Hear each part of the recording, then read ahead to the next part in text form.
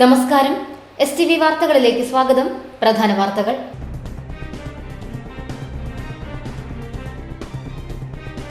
തൃശൂർ കൊരട്ടിയിൽ തെരുവ് നായ്ക്കളുടെ വിളയാട്ടം. 200ഓളം ഇറച്ചിക്കോഴികളെ തെരുവ് നായ്ക്കൾ കടിച്ചുകൊന്നു.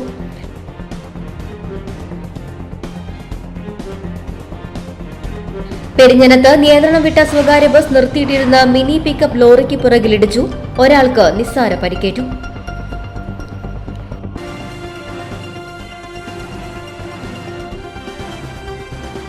സംസ്ഥാനത്തിന്റെ വൈദ്യുതി ആവശ്യകതയുടെ 50% 2027ഓടെ പുനരുപയോഗ ഊർജ്ജ സ്രോതസ്സുകളിൽ നിന്ന് കണ്ടെത്തുവാനുള്ള തീവ്ര ശ്രമത്തിലാണെന്ന് വൈദ്യുതി വകുപ്പ് മന്ത്രി കെ കൃഷ്ണൻകുട്ടി.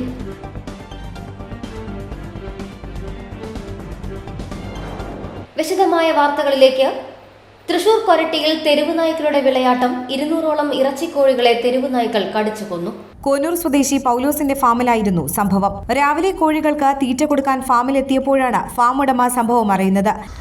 ഏകദേശം ഇന്നലെ രാത്രി 10 മണിയോടെ ഞങ്ങൾ തീറ്റയും കാര്യങ്ങളെല്ലാം കൊടുത്ത് ഫാം കൂട്ടി ഞങ്ങൾ വീട്ടിൽ പോയതായിരുന്നു. പിന്നെ പിറ്റേ ദിവസം ഞങ്ങൾ തീറ്റ ഇടാൻ വേണ്ടിയിട്ട് ഏകദേശം ഒരു 7-8 മണിയായപ്പോഴാണ് ഫാമിലേക്ക് വന്നത്. അപ്പോഴാണ് ഈ കോഴികളെല്ലാം ചത്ത് കിടന്നത്.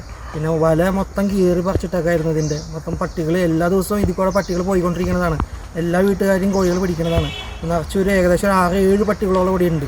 അപ്പോൾ ഇതെല്ലാം അകത്ത് കയറി എല്ലാത്തിനും കൊന്നിട്ട് പോയി. നമുക്കൊന്നും ചെയ്യാനില്ല. ആകെ കൂടിയുള്ളത് വരുമാനം ഇത് മാത്രമേ ഉള്ളൂ ജീവിതത്തിൽ. ഇപ്പോൾ ഡാഡിക്കായാലും മമ്മിക്കായാലും കിട്ടണ വരുമാനം ഇത് മാത്രമേ ഉള്ളൂ. അപ്പോൾ നമുക്ക് ഇനി ഒന്നും ചെയ്യാനില്ല. ഇത് ഇപ്പോൾ എന്തൊക്കെ ചെയ്യേണ്ടത് നമുക്കൊരു പിടുത്തമില്ല. ഈ പട്ടികളിൽ ഇങ്ങനെ കൊണ്ടുപോയി കഴിഞ്ഞാൽ ഇതിന് എന്തെങ്കിലും ചെയ്തേ പറ്റുമോ, അല്ലാണ്ട് ഞങ്ങൾക്കിത് മുന്നോട്ട് കൊണ്ടുപോയിട്ട് കാര്യമില്ല. ഇങ്ങനെ പട്ടികൾക്ക് എന്തെങ്കിലും ഒന്നുമില്ലെങ്കിൽ അതിനെ വന്ധീകരിക്കുക, അല്ലെങ്കിൽ വന്ധീകരിച്ച് കാര്യമൊന്നുമില്ല. അതിനെ കൊന്നു കളയാൻ വേറെ നിവൃത്തിയില്ല. അതുകൊണ്ട് ഞങ്ങളിത് വളർത്താൻ പിറ്റേ ദിവസം കുറച്ച് പ്രായം 10-32 വയസ്സാകുമ്പോഴേക്കും ഇതിനെ കൊന്നിട്ട് കഴിഞ്ഞാൽ ഞങ്ങൾക്ക് ബുദ്ധിമുട്ടാണത്. 200ഓളം വരുന്ന കോഴികൾ കൂട്ടത്തോടെ ചത്തുകിടക്കുന്നതായി കണ്ടെത്തുകയായിരുന്നു. കൊരട്ടി പഞ്ചായത്ത് സ്ഥിരം സമിതി അധ്യക്ഷ കുമാരി ബാലൻ അടക്കമുള്ളവർ സ്ഥലം സന്ദർശിച്ചു. വിവരം വെറ്ററിനറി ഡോക്ടറെ അറിയിച്ചിട്ടുണ്ടെന്നും പഞ്ചായത്തിന്റെ അടിയന്തര ശ്രദ്ധയിൽ നായ്ശല്യം കൊണ്ടുവരുമെന്നും കുമാരി ബാലൻ പറഞ്ഞു. വാർഡിൽ ഭയങ്കര പട്ടിശല്യം മൊത്തത്തിൽ. പഞ്ചായത്തിൽ എപ്പോഴും പറയുന്നത് ABC പ്രോഗ്രാം അനുസരിച്ച് നമ്മൾ കഴിഞ്ഞ ഭരണസമിതിയുടെ കാലത്ത് 2 ലക്ഷം രൂപ വെച്ച് വന്ധീകരണമെങ്കിലും നടത്തുമായിരുന്നു. ഇപ്പോൾ പട്ടിയെ തിരിഞ്ഞു നോക്കാത്ത ഒരവസ്ഥയുണ്ട്. പല സ്ഥലങ്ങളിലും കോനൂര് ജംഗ്ഷൻ, പെരുമ്പി അമ്പലം, അതുപോലെ JTC പോളിടെക്നിക്കിൻ്റെ അടുത്ത്, പള്ളിയുടെ ഫ്രണ്ടിൽ, പള്ളിയുടെ ഉള്ളിൽ ഒക്കെ പട്ടികളെ ഭയങ്കര ശല്യമാണ്. എല്ലായിടത്തും ഉണ്ട്. അപ്പോൾ പട്ടികൾ രാത്രി ഒന്ന് കോഴിനെ കൊല്ലുന്ന ഒരു ശീലമായി മാറിക്കൊണ്ടിരിക്കുകയാണ്. കൊരട്ടി കൊനൂർ മേഖലയിൽ പലയിടങ്ങളിലും നായ്ക്കൾ തമ്പടിക്കുന്നതായി നാട്ടുകാർക്ക് പരാതിയുണ്ട്. നേരത്തെ തെരുവ് നായ്ക്കളുടെ ശല്യം രൂക്ഷമായിരുന്നിട്ടും പഞ്ചായത്ത് വേണ്ട നടപടികൾ സ്വീകരിച്ചിട്ടില്ല എന്നും നാട്ടുകാർ പറയുന്നു. കഴിഞ്ഞ ദിവസം സമീപ പ്രദേശമായ കൂവക്കാട്ടുകുന്നിലെ സ്വകാര്യ ഫാമിലെ 250ഓളം കോഴികളെ കുറുനരി കടിച്ചു കൊന്നിരുന്നു. പെരിഞ്ഞനത്ത് നിയന്ത്രണം വിട്ട സ്വകാര്യ ബസ് നിർത്തിയിട്ടിരുന്ന മിനി പിക്കപ്പ് ലോറിക്ക് പിറകിലിടിച്ചു. ഒരാൾക്ക് നിസ്സാര പരിക്കേറ്റു. പെരിഞ്ഞനം സെന്ററിൽ ഗവൺമെന്റ് UP സ്കൂളിന് മുൻപിൽ നിർത്തിയിട്ടിരുന്ന ഗ്യാസ് ഏജൻസിയുടെ മിനി പിക്കപ്പ് ലോറിയുടെ പിറകിലാണ് ബസ് ഇടിച്ചത്. പെരിഞ്ഞനം തൃപ്രയാർ വഴി തൃശൂർ റൂട്ടിലോടുന്ന ബസ്സാണ് അപകടത്തിൽപ്പെട്ടത്. ഇന്ന് രാവിലെ 8:30ഓടെയായിരുന്നു അപകടം. ബസിന്റെ മുൻഭാഗം തകർന്നിട്ടുണ്ട്. സംസ്ഥാനത്തിന്റെ വൈദ്യുതി ആവശ്യകതയുടെ 50% 2027ഓടെ പുനരുപയോഗം ഊർജ്ജ സ്രോതസ്സുകളിൽ നിന്ന് കണ്ടെത്തുവാനുള്ള തീവ്ര ശ്രമത്തിലാണെന്ന് വൈദ്യുതി വകുപ്പ് മന്ത്രി കെ കൃഷ്ണൻകുട്ടി. നാളെ ഇതുവരെ 1,11,400 പുരപ്പുറങ്ങളിലായ 637.5 മെഗാവാട്ട് ശേഷിയുള്ള ഗ്രിഡ് ഖണ്ഡിത സൗരോർജ്ജ നിലയങ്ങൾ സാധിച്ചിട്ടുണ്ട്. എന്താ അതിൻ്റെ ഗുണം വെച്ചാൽ ഇതിൽ 40% വീടുകളിലേക്ക് സബ്സിഡി കിട്ടും. അതെല്ലാവരും ഉപയോഗിക്കണം. ഞാൻ MLA തന്നെ ഇത് ആളുകളെ വിളിച്ചു കൂട്ടിയാൽ ഞാൻ ബന്ധപ്പെട്ട ഉദ്യോഗസ്ഥന്മാരെ അയക്കാം. അതൊക്കെ ചെയ്താൽ 40% സബ്സിഡി ഉണ്ട്. കുറച്ച് കഴിഞ്ഞാൽ ഇത് മുഴുവൻ ചെയ്താലേ സബ്സിഡി, എന്നിട്ട് റീഇംബേഴ്സ്മെൻറ്റ് ചെയ്യണം. ഇപ്പോൾ അതിനുള്ള പൈസ കേന്ദ്ര ഗവൺമെൻറ് കുറേ സമ്മതിച്ചിട്ട്, അതുകൊണ്ട് പെട്ടെന്ന് ചെയ്യുന്നത് നന്നായിരിക്കുമെന്നാണ് എനിക്ക് അഭ്യർത്ഥിക്കാനുള്ളത്. ഇതിന് കൂടാതെ 60 മെഗാവാട്ട് ശേഷിയുള്ള പള്ളിവാസൽ, 40 മെഗാവാട്ട് ശേഷിയുള്ള തോട്ടിയാർ എന്നീ ജലവൈദ്യുതികൾ ഈ വർഷം തന്നെ പൂർത്തീകരിക്കുകയാണ്. തോട്ടിയാറിൽ ഒരു ജനറേറ്റർ ഇപ്പോൾ വർക്ക് ചെയ്യാനുള്ള ട്രയൽ റൺ ഓടിയിട്ടുണ്ട്.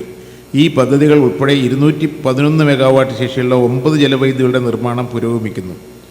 800 മെഗാവാട്ട് ശേഷിയുള്ള ഇടുക്കി 2ാം ഘട്ട പദ്ധതിയും 140 മെഗാവാട്ട് ശേഷിയുള്ള ലക്ഷ്മിയും, 700 മെഗാവാട്ട് ശേഷിയുള്ള ഇടുക്കിയുടെ പമ്പ്ഡ് സ്റ്റോറേജ് പദ്ധതി, 600 മെഗാവാട്ട് ശേഷിയുള്ള Pallivasal pumped storage scheme, Idamalayar pumped storage ജലവൈദ്യുതി പദ്ധതികളും നടപ്പിലാക്കാനുള്ള നടപടികൾ തുടക്കം കുറിച്ചിട്ടുണ്ട്.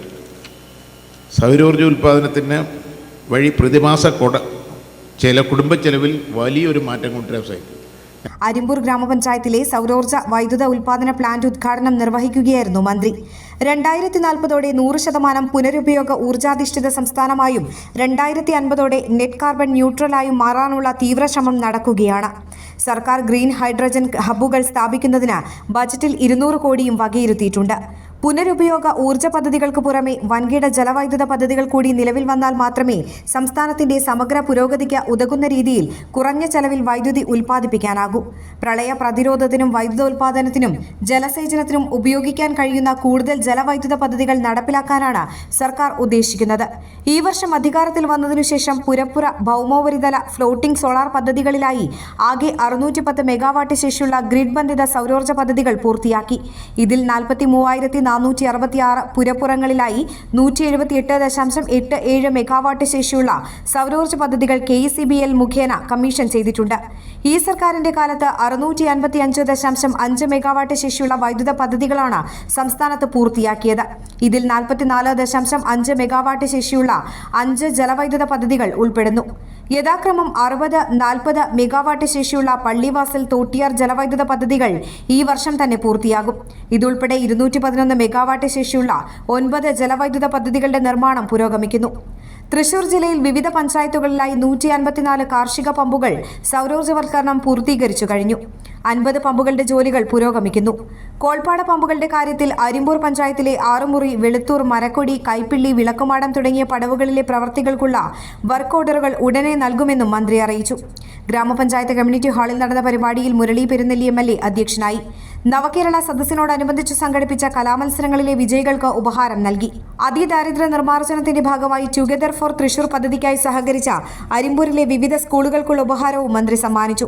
ഗ്രാമപഞ്ചായത്ത് president Smitha Ajaykumar, block panchayat president KK Sasidharan, ജില്ലാ പഞ്ചായത്ത് മെമ്പർമാരായ VN Surjith, block panchayat vice president Sindhu Sivakumar, ഗ്രാമപഞ്ചായത്ത് വൈസ് പ്രസിഡന്റ് CG സജീഷ്, തദ്ദേശ സ്വയംഭരണം assistant director KS Anson Joseph, Thrissur division electrical വിഭാഗം എക്സിക്യൂട്ടീവ് എഞ്ചിനീയർമാരായ KH Sadiq, Lizzy K Davis, Ayyanthol division electrical assistant executive engineer A Nisha, ജനപ്രതിനിധികൾ, രാഷ്ട്രീയ പാർട്ടി പ്രതിനിധികൾ, ഉദ്യോഗസ്ഥർ തുടങ്ങിയവർ പങ്കെടുത്തു. അരിമ്പൂർ ഗ്രാമപഞ്ചായത്തിന് സ്വന്തമായി സൗരോർജ്ജ വൈദ്യുതി ഉൽപാദന പ്ലാന്റ് സജ്ജമായി. വൈദ്യുതി നിരക്കും ഇനി നിസ്സാരം.